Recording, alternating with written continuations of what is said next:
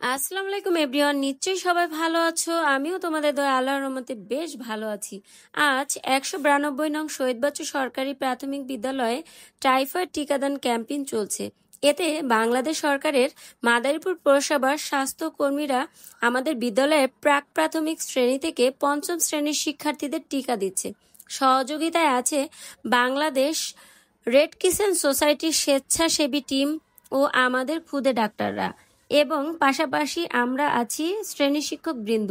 খুদে ডাক্তাররা তারা সুশৃঙ্খলভাবে তাদের দায়িত্ব পালন করছে, আর এদিকে শিক্ষার্থীরা তাদের রেজিস্ট্রেশন কার্ড হাতে দাঁড়িয়ে অপেক্ষা করছে, এবং রেড ক্রিসেন্ট সোসাইটির স্বেচ্ছাসেবী ভাইয়েরা শিক্ষার্থীদের নামের তালিকা এন্ট্রি করছে।